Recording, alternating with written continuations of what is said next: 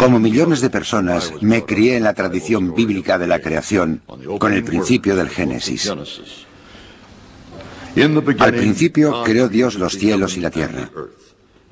Díjose entonces Dios: hagamos al hombre a nuestra imagen y semejanza, para que domine sobre los peces del mar, sobre las aves del cielo, sobre los ganados y sobre cuantos animales se mueven sobre la tierra.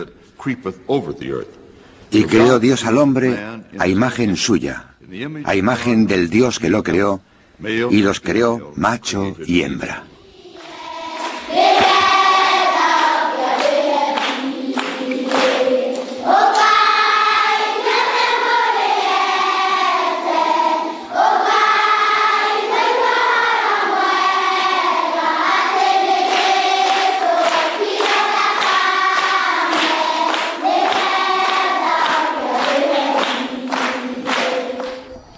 La idea de la evolución se dio a conocer en el mundo cuando Darwin publicó su libro sobre el origen de las especies a mediados del siglo XIX. Que el hombre no fuera una creación perfecta de Dios, que descendiera de los animales, provocó una controversia enorme. De hecho, aún es un animal. Hay mucha gente que cree en la creación divina y este programa respeta sus creencias. Pero la verdad es que la evolución no es una teoría, es un hecho, con base científica. El simio y el hombre forman parte de una misma historia, una historia con muchos giros y vueltas que conduce a un futuro incierto. Si preguntamos ¿qué sentido tiene todo eso de la evolución humana? ¿Por qué es importante? Creo que quizá lo más apropiado es empezar con el Génesis. Lo que ahí tenemos, claro, es a Eva y Adán en el jardín del Edén. A Eva se la representa tentando a Adán para que comparta el fruto de un árbol. ¿Qué es ese árbol? El árbol del conocimiento. ¿De qué conocimiento? El conocimiento del bien y del mal. Así pues, en un sentido muy real, el relato bíblico concuerda totalmente con la historia de la humanidad, en el sentido de que todos pretendemos adquirir y utilizar el conocimiento.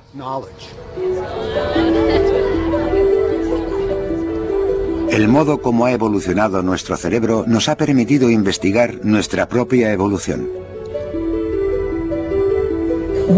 En teoría somos seres inteligentes con voluntad. Podemos escoger.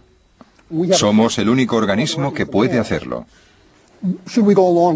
En los últimos 20 años se ha sabido cómo hemos evolucionado, cuándo y por qué nos pusimos de pie, cómo desarrollamos estos cerebros. Pero ha habido mucha polémica en torno a cada detalle de nuestro pasado. La extinción. Lo que sabemos es que más del 99% de todos los linajes que han existido ya no están aquí. Se han extinguido sin descendencia. Han evolucionado hacia nada. Nosotros querríamos evitar ese destino. Si podemos o no, da igual. Vamos a intentarlo. Si somos como somos, no es porque descendemos de los simios, sino por los 6 millones de años de evolución única que hemos tenido tras separarnos de ellos. Aprendemos sobre nosotros, aprendiendo sobre el camino andado.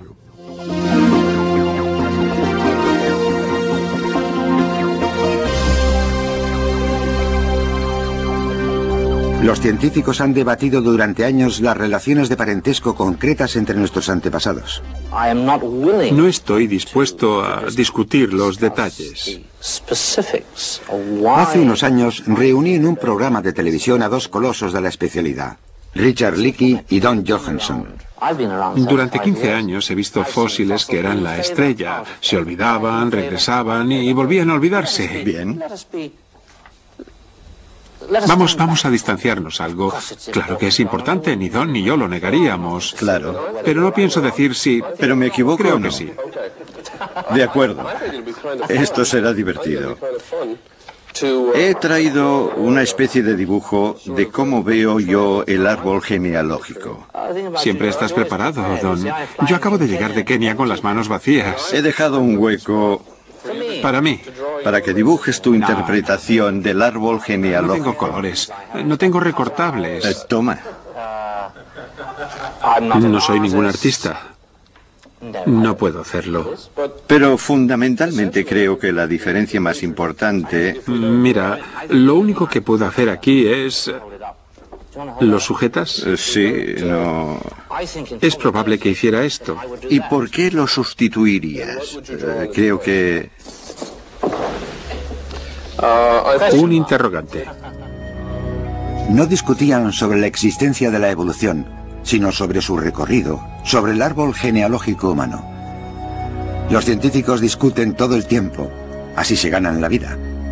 Pero el estudio de los fósiles humanos ha hecho aflorar sentimientos fuertes. Después de todo, se trata de nosotros mismos. Lo que yo digo es mejor que lo que tú dices. Mis amigos odian a los tuyos. Todo eso se da en los departamentos de antropología y en las diferentes disciplinas antropológicas. Durante años, en lo que ha resultado más difícil ponerse de acuerdo ha sido en la idea de que la evolución no ha estado trabajando para crearnos. Nosotros simplemente ocurrimos. Lo más emocionante que nos han mostrado los fósiles es que la evolución no es como una escalera, sino que es como un arbusto. Llevamos a África hace 6 o 7 millones de años y allí había un simio, solo uno entre varios, que estaba más erguido, que era más bípedo, y que luego ese simio dio origen a toda una serie de especies.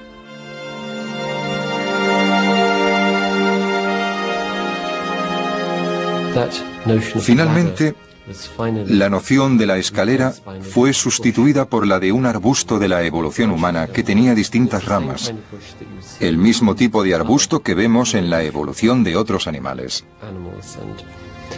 Uno de los cambios importantes que ha sufrido la antropología es la aceptación de que nuestra evolución debe situarse en ese mismo contexto. La paradoja es la siguiente. Somos especiales, pero el proceso que nos ha hecho especiales es un proceso normal que tiene lugar en todas las especies. Eso es lo que la convierte en una disciplina difícil y emocionante. Y por eso nos desconcierta tanto. Por un lado, queremos esa singularidad. Queremos decir, somos una nueva clase de animal. Pero por el otro lado, no lo somos. Tenemos los mismos antepasados, los mismos mecanismos biológicos, la misma estructura básica que cualquier otra especie del planeta.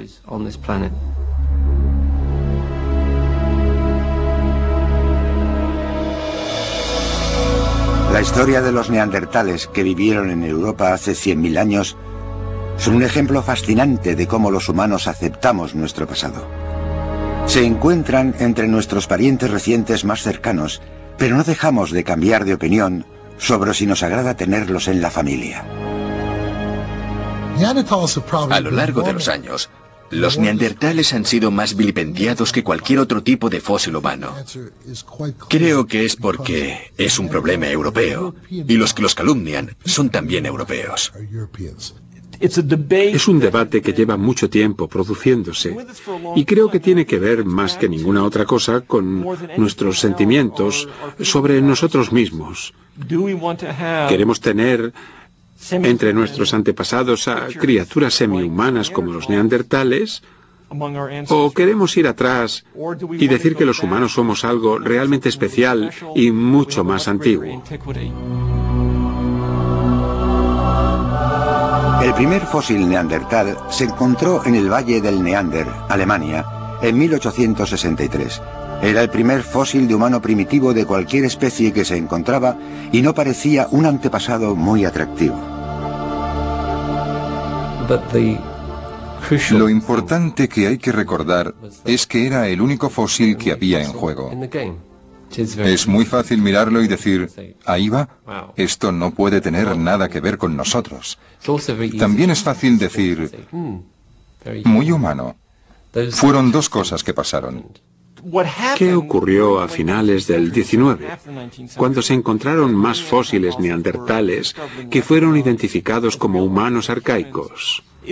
Los incluyeron en un esquema evolucionista cultural o racial, el imperante entonces en el mundo occidental, en el que la gente pasaba del salvajismo al barbarismo y luego a la civilización, una civilización caracterizada por la Europa occidental, y los neandertales fueron incluidos en la categoría de salvajes. Eran salvajes prehistóricos. Sus huesos no tenían nuestros modernos rasgos delicados, por lo que en las películas los mostraban como tontos, violentos y anárquicos.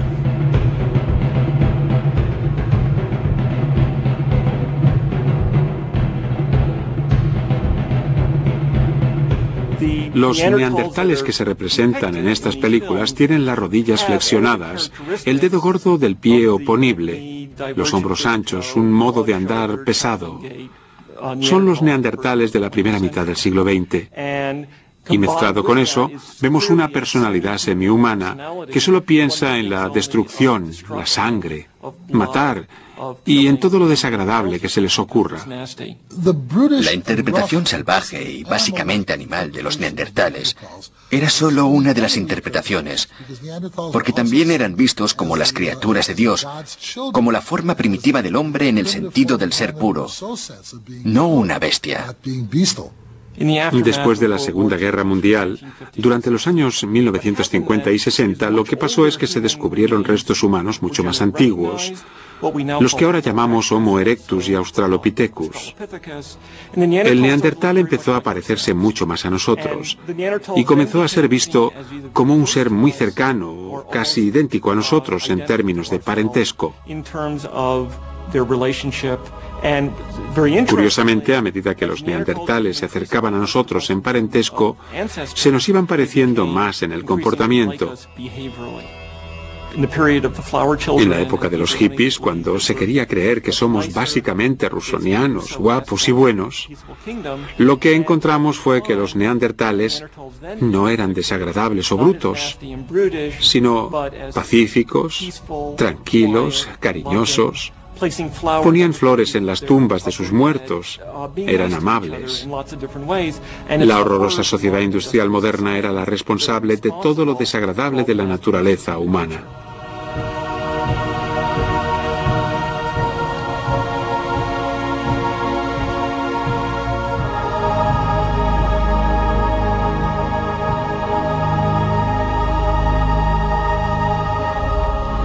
El científico francés Marcellin Bull creó un retrato muy engañoso de cómo eran los neandertales. Describió este fósil, este extraordinario esqueleto casi completo, como un ser encorvado, igual que la imagen clásica del hombre de las cavernas, el clásico salvaje.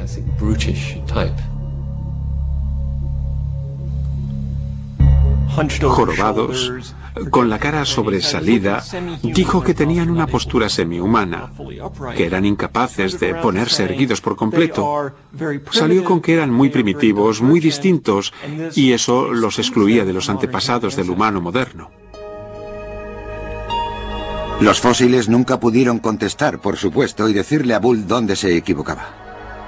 Bull, el gran anatomista, el científico de gran integridad, había pasado por alto el hecho de que el hombre neandertal tenía artritis. Y sí, podía estar encorvado por la artritis, algo que cualquier buen anatomista habría visto, pero él no la mencionó. Examinaba el fósil desde una perspectiva muy particular. Desde un punto de vista teórico que, por ejemplo, buscaba ramas secundarias, que buscaba una antigüedad de un tipo moderno que echase a un lado al neandertal. No está del todo claro por qué gente como Marcellin Bull quería tener a todos los neandertales tan separados de nosotros, tan divergentes. Pero el cambio de opinión total sobre su posición en el árbol genealógico humano, en vísperas de la Primera Guerra Mundial y tras los grandes cambios sociales y políticos que se acababan de producir, estaría relacionado con el hecho de que la gente estaba muy insegura de su nueva posición. Y claro, el derramamiento de sangre de la Gran Guerra demostró que sus temores estaban fundados.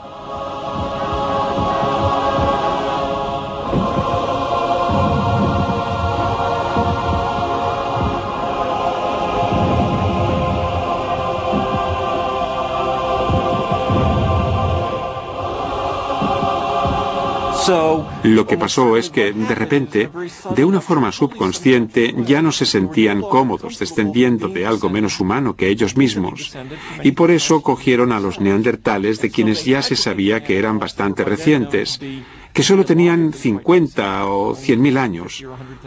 Los cogieron e hicieron de ellos una rama divergente extinguida. Y buscaron mucho más atrás a antepasados parecidos a nosotros.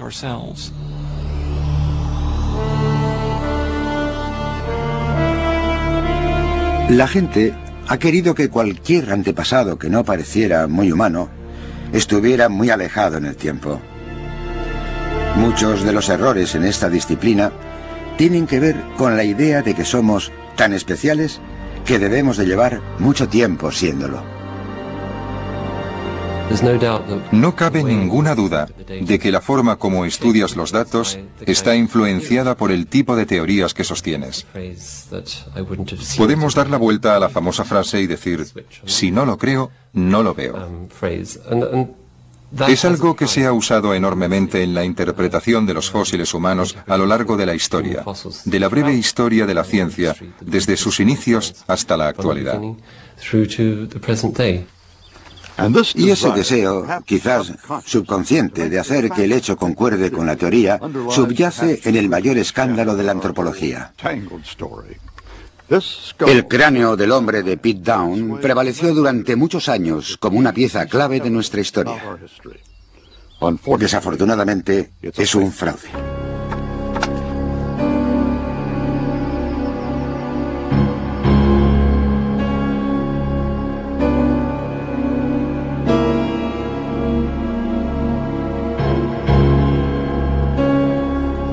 Los restos de Piltdown fueron encontrados en 1912 en una gravera de Sussex, en Inglaterra. Causaron sensación y obstruyeron la interpretación correcta de nuestra historia durante 40 años. Aquí tenemos dos piezas de Piltdown, una mandíbula y parte de un cráneo. Se encontraron en 1912 y enseguida se vieron en ellos algunas características inusuales. El cráneo parecía moderno, se asemejaba al de un cráneo humano moderno, pero la mandíbula tenía algunos rasgos extraños. Tenía características que recordaban la mandíbula de un simio, excepto los dientes, que eran planos y estaban desgastados como los humanos. La gente que excavó este material decía que pertenecía al mismo ser, que era muy antiguo y que representaba a un tipo nuevo de humano. En la época, había gente como Sir Arthur Keith, Sir Grafton Elliot Smith y otros pocos especialistas que sostenían que el agrandamiento del cerebro era lo primero que se había producido en la evolución humana, mientras que la humanización de los dientes y la mandíbula habría sido posterior. Pero nunca encontraron un cráneo que tradujera a hechos concretos esa idea preconcebida. Así que alguna persona o algunas crearon uno. Apareció el fósil de Piltdown y efectivamente tenía un cráneo grande, un cerebro grande, y la mandíbula era de tipo simiesco. Así que reunía los requisitos de la teoría del cerebro primero. Además, los fósiles aparecieron en unos estratos que eran muy antiguos, lo que encajaba con la idea de que los humanos modernos eran criaturas sumamente antiguas.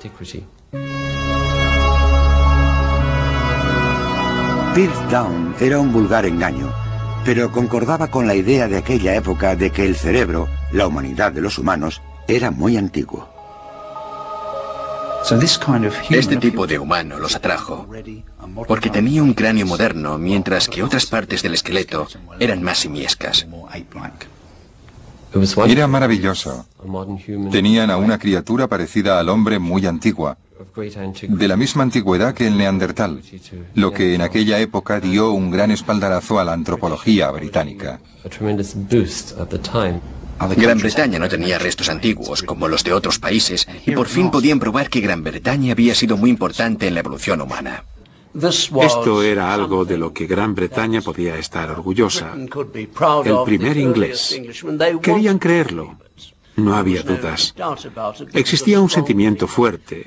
Cuando Sir Arthur Smith Woodward escribió su libro sobre esto, lo tituló El primer inglés, y mucha gente fue engañada. Aunque está clarísimo que desde el principio hubo algunos que no aceptaron lo de Piltdown. Quien quizá lo exprese mejor sea un paleontólogo norteamericano muy famoso, William King Gregory, que escribió un artículo en 1914 en una revista publicada por el Museo Americano de Historia Natural, en el que nos decía, lo leeré brevemente: algunos han sospechado que geológicamente no son antiguos en absoluto, que pueden ser un engaño deliberado. Un cráneo de un negro o de un australiano y una mandíbula de simio rota, fosilizados artificialmente y colocados en el estrato de grava para embaucar a los científicos. Gregory había estado en Inglaterra en el verano de 1913, y esta afirmación es claramente un reflejo de lo que había oído por entonces. Además de hacer esta afirmación, publicó 2 fotografías. Las fotografías mostraban claramente que la mandíbula simiesca era muy similar a la mandíbula de un orangután. Me parece muy difícil creer que Gregory no supiera exactamente qué estaba pasando, y obviamente que las personas que le hablaron de ello en 1913 no supieran qué pasaba. La pregunta interesante es, ¿por qué este conocimiento no fue más allá? Siempre se ha sospechado que científicos británicos importantes estuvieron involucrados en la falsificación. Las personas que describieron el material fueron Charles Dawson, un aficionado, y Arthur Smith Woodward, del Museo de Historia Natural. Ellos fueron los excavadores principales y quienes describieron el material. Pero después entran otros en la historia. Sir Arthur Keith, un anatomista y antropólogo muy famoso, también abordó el material y lo convirtió en la base de su libro, La Antigüedad del Hombre. Nadie sabe con certeza quién fue el culpable, y el dedo de la sospecha ha señalado a casi todos los implicados. Y nos queda la pregunta de por qué sucedió. Alguien quiso crear el eslabón perdido para probar sus teorías. Creían en la teoría de la evolución y confeccionaron algo que pensaban que acabaría encontrándose tarde o temprano.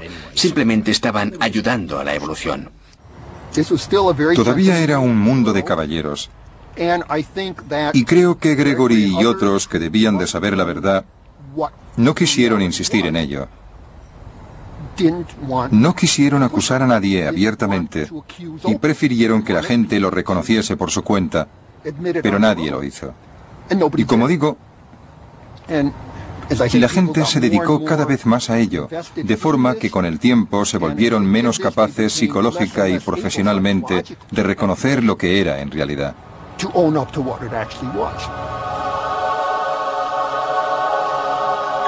En 1953 finalmente se publicó que Piltdown era un fraude, había engañado a los científicos durante 40 años. Quiero creer que algo como lo de Piltdown no se repetirá. Ahora más personas tienen acceso al material y hay toda una batería de pruebas científicas para datar los fósiles y conocer su composición química. Piltdown nos enseñó, sobre todo, los peligros de las ideas preconcebidas y de perder la capacidad crítica cuando te enfrentas a algo que parece encajar con tus teorías.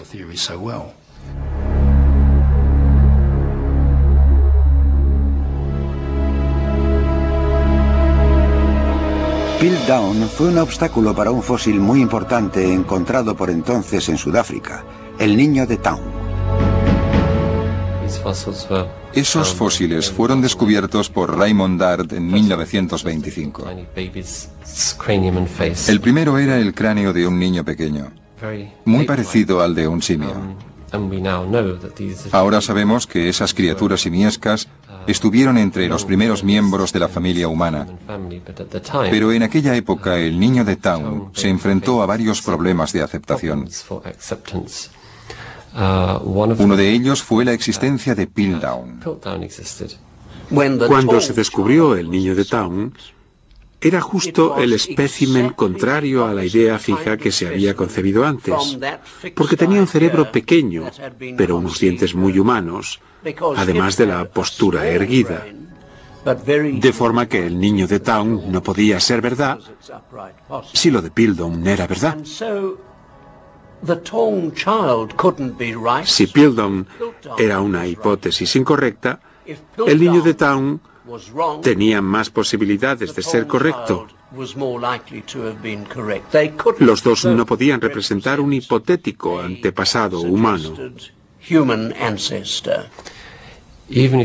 Aun dejando de lado lo de Piltdown, seguía habiendo grandes barreras para aceptar al niño de Town como antepasado de los humanos. Una era el hecho de que venía de África, y todo el mundo sabía que los humanos no habían evolucionado en África, sino en Asia.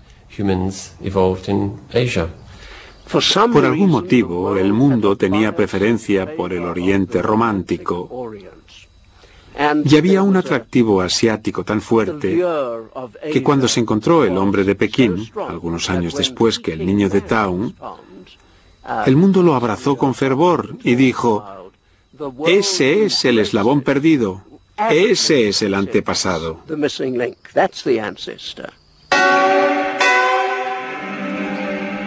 En 1929, el descubrimiento del hombre de Pekín, un homínido fósil de hacía 1 millón de años, fue un alivio para la idea de nuestro origen asiático.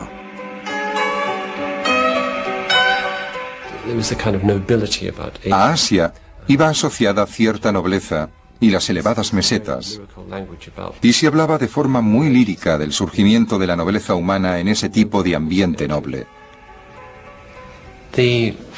La actitud preponderante en relación con África era muy distinta.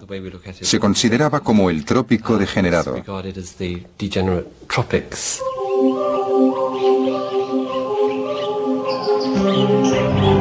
Según los prejuicios de la época, los humanos no podían venir de las selvas tropicales.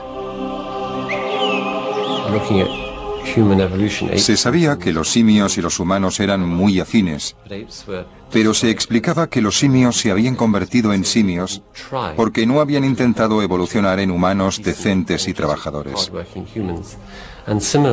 Y del mismo modo se pensaba que las gentes que vivían en el trópico eran viles salvajes debido al trópico, a que el trópico era adverso de algún modo. De forma que la imagen de África era la de un lugar donde los humanos no solo no evolucionaron, sino donde no podían evolucionar. Raymond Dart sufrió todos estos prejuicios durante muchos años.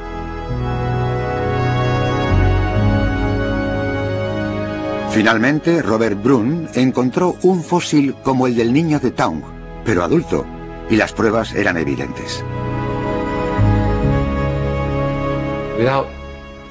Si no se hubiesen encontrado fósiles del mismo tipo, la percepción no habría cambiado. No sirve de nada que alguien te apoye diciendo que tienes razón si no aparecen más pruebas del mismo tipo. Con las pruebas cambias las ideas, y eso es lo que pasó en 1948.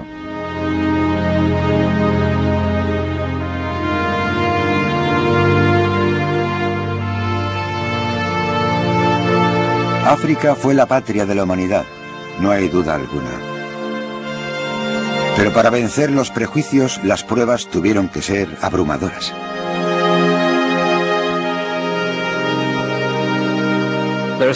Ahora hay muchas razones para pensar que el linaje humano empezó en África. Nuestros parientes más cercanos, que siguen existiendo, son los grandes simios africanos, los chimpancés y gorilas. Los fósiles registrados en África son 3 millones de años más antiguos que en cualquier otra parte del mundo. Podemos, pues, decir con bastante certeza que la familia de los homínidos es una familia africana y que después se extendió y diseminó por otras partes del mundo.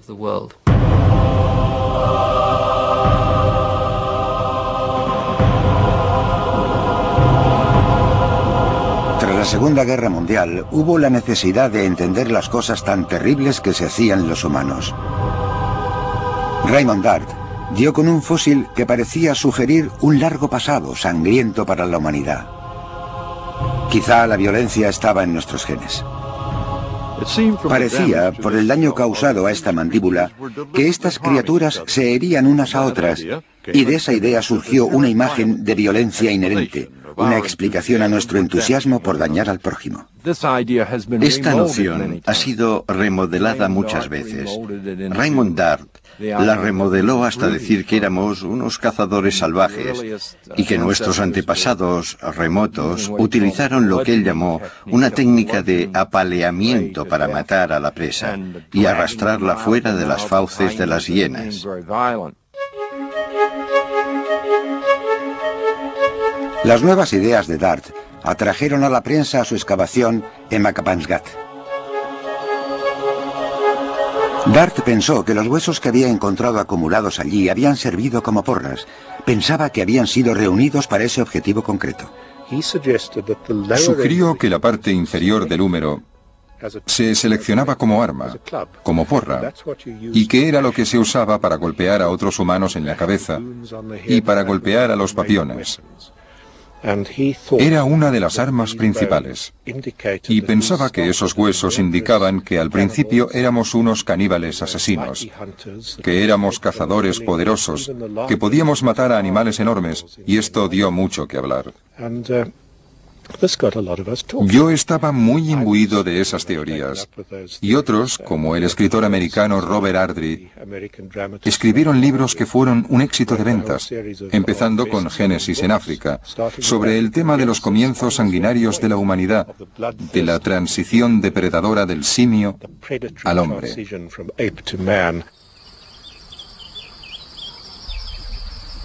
Bob Bain quiso poner a prueba estas teorías y buscar otras razones que explicaran la acumulación de huesos.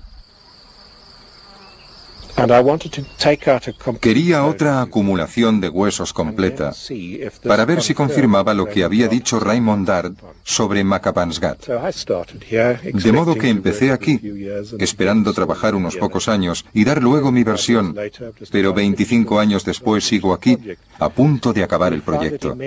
Hemos descubierto que este yacimiento es muy rico. Nos hemos abierto paso por unas 350.000 piezas de hueso fosilizado.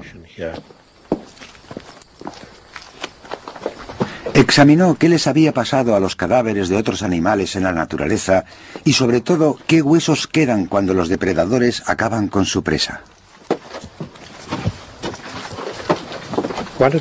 Un problema al explicar el origen de la acumulación de huesos de Schwarckrantz era explicar el hecho de que entre los abundantes restos de homínidos, de seres humanos primitivos, una y otra vez se encontraban trozos de cráneos, pero no había esqueletos, lo cual planteaba un problema. ¿Qué había pasado con los cuerpos?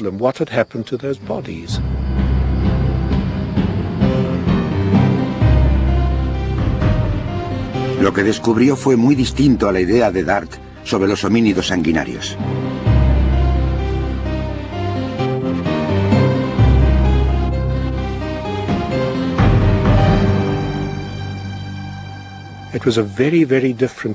Era un panorama muy distinto del que había sugerido Dart para Makapansgat. Este recalcaba el hecho de que en aquella época los humanos no eran, desde luego aquí no, cazadores poderosos. No eran las criaturas dominantes. Los que dominaban eran los leopardos. los tigres con dientes de sable, las tenebrosas criaturas nocturnas que se alimentaban de ellos. Los humanos eran bastante secundarios. Aquí tengo un ejemplo asombroso de lesión causada a un homínido fosilizado. Esto es el cráneo de un niño que vivió hace 1,5 millones de años. En la parte de atrás hay 2 marcas puntuales. Lo interesante es que coinciden espacialmente con los caninos inferiores de esta mandíbula de leopardo fosilizada de la misma zona de la cueva, lo cual sugiere que un leopardo mató al niño y que luego lo arrastró para comerlo al fondo de la cueva. Y esto es todo lo que queda del esqueleto de aquel infortunado niño.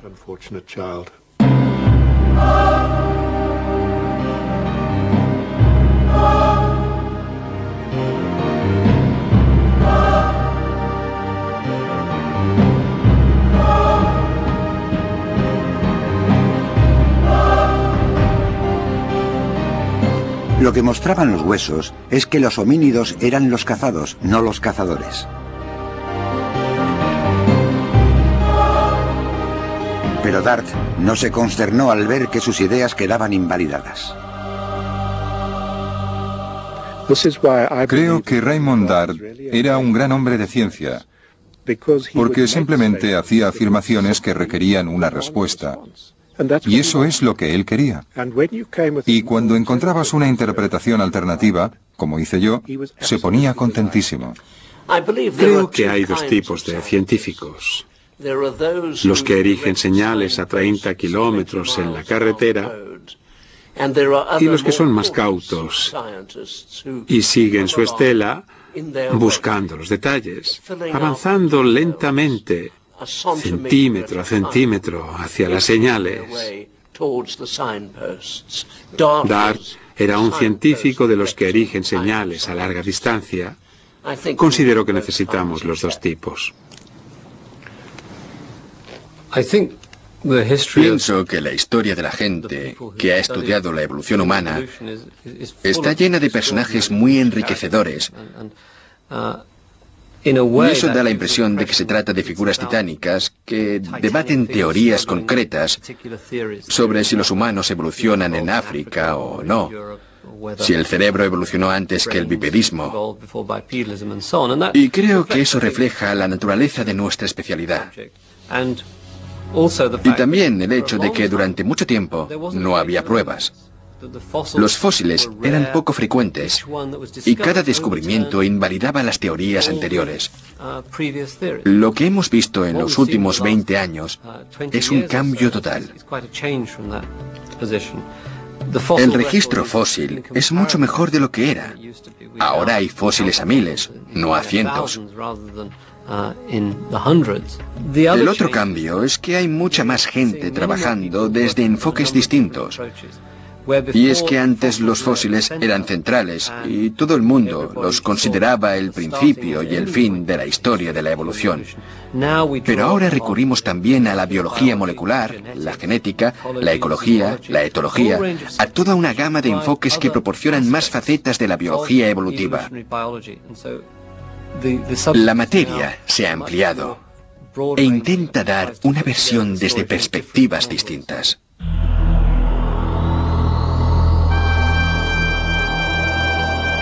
Así que hoy sabemos mucho más sobre el pasado. Hay muchas cuasi certezas donde antes había solo ideas. Y una certeza es que la evolución continuará con o sin nosotros. Otra es que los humanos queremos saber qué nos deparará el futuro. Estudiando el pasado de los orígenes humanos, sobre todo el más remoto, podemos aprender mucho sobre nosotros en cuanto a lo que tenemos de especial. Si podemos proyectar nuestras visiones de la naturaleza humana al pasado, a los neandertales entre otros, entonces con suerte podremos aprender algo sobre lo que forma parte del ser humano y lo que forma parte del mundo tan complejo y artificial que hemos creado a nuestro alrededor en los últimos 1000 años con la industrialización y la urbanización. Estudiar la evolución humana te hace pensar en el futuro. Hace que te des cuenta del mucho bagaje que llevamos con nosotros, de que somos, en cierto sentido, una gallina en corral ajeno. Vivimos en un entorno totalmente distinto de aquel en el que evolucionamos. Y es un mundo para el que nuestro cuerpo, nuestra anatomía y nuestra fisiología están mal diseñados. No evolucionó para esto, evolucionó cuando éramos cazadores-recolectores, cuando teníamos que ganarnos la vida en la sabana. Hemos vivido como cazadores-recolectores más del 99% de nuestra historia, de forma que nuestros sentimientos, específicamente humanos, se formaron en ese entorno. Pero ya no vivimos en ese entorno. Vivimos en entornos en los que las densidades de población son probablemente 100 veces, mucho más de 100 veces mayores de lo que eran. De modo que tenemos que interactuar de una forma más compleja con un número mucho más elevado de personas que para el que hemos evolucionado. Así que habrá dificultades.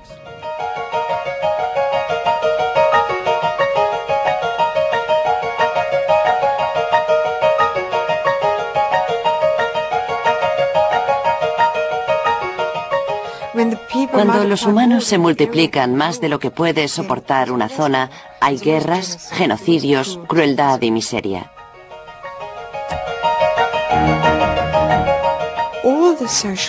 Todos los males sociales y ambientales a los que nos enfrentamos y que empeoran de manera exponencial se solucionarían si pudiéramos superar el obstáculo de nuestra propensión al aumento de población.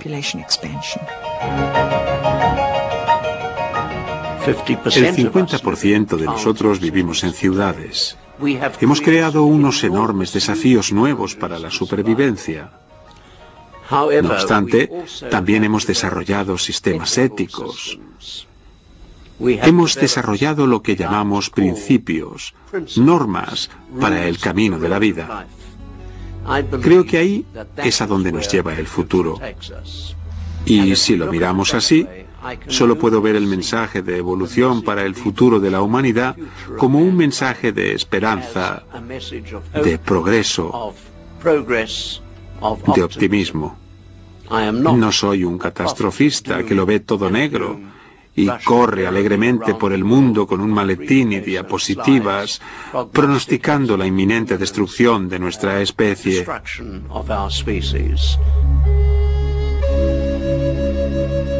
Pero a fin de cuentas, no somos más que otra especie animal, y todas desaparecen. Sí, nos extinguiremos. En algún momento, la constelación de características morfológicas y genes que poseemos dejará de darse. El resto de especies registradas en los fósiles tienen una vida limitada.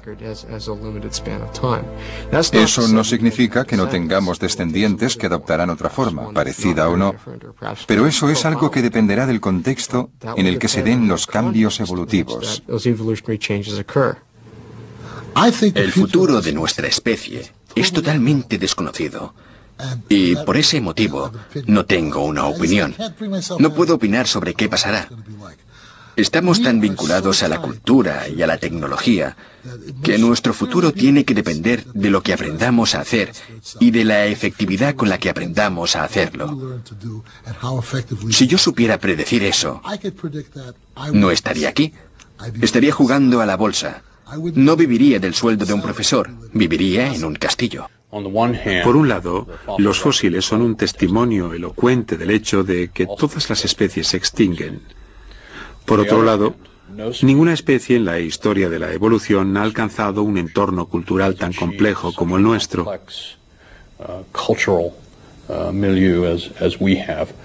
De hecho, nos hemos ido protegiendo de las fuerzas de la evolución de muchas maneras. De forma que el futuro de nuestra especie está en nuestras manos en gran medida.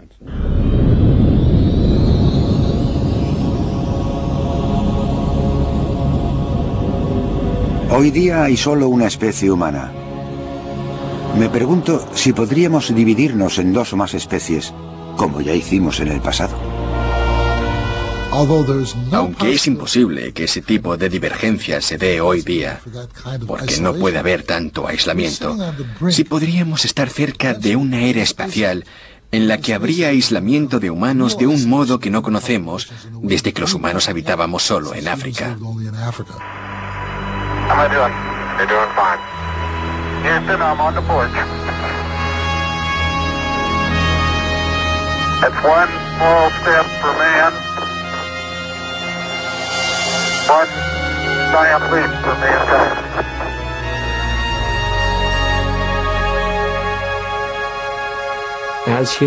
Cuando los humanos colonicen el sistema solar, las poblaciones que vivan en otros planetas o en otras lunas acabarán divergiendo unas de otras. Las distancias entre ellos y poblaciones de otros planetas serán muy grandes. Y esa es la posible consecuencia de los viajes espaciales.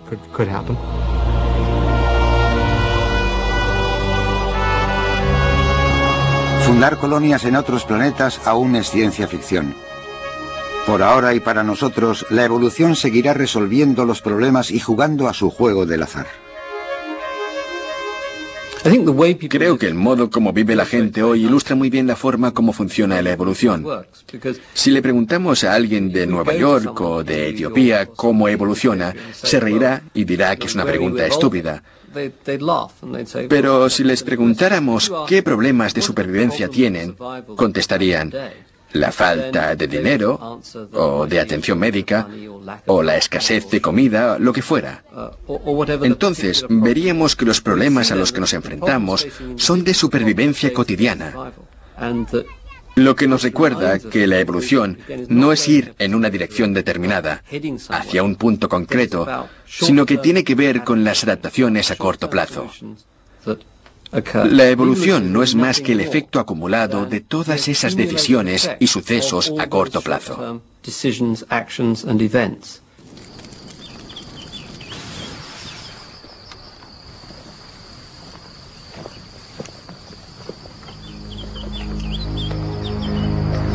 Mi estancia en África me ha enseñado la pasión con la que estudiamos el pasado. Puede responder a preguntas como ¿de dónde venimos y a dónde vamos? Puede incluso decirnos quiénes somos. ¿Por qué desenterrar el pasado? Porque quiero saber de dónde vengo. Pero hay otros mensajes que podemos recibir del pasado. Y me imagino que sería correcto decir, cuando les muestro un homínido de Sterkfontein, que esos son los tatarabuelos, no solo de los africanos, sino de toda la gente que hay sobre la faz de la Tierra. Y si quieren un argumento a favor de la hermandad de toda la humanidad, no conozco ningún argumento más elocuente que el de que todos compartimos un antepasado común. Gracias, Peter. Adiós. Adiós. Vine aquí para buscar a mis antepasados. No sé si los he encontrado, pero he descubierto algo mucho más conmovedor e importante. He encontrado mi pequeño lugar en la historia. He descubierto que soy un miembro de una especie, tan solo un frágil individuo. Pero dentro de mí y de ustedes está el pasado, el presente y el futuro.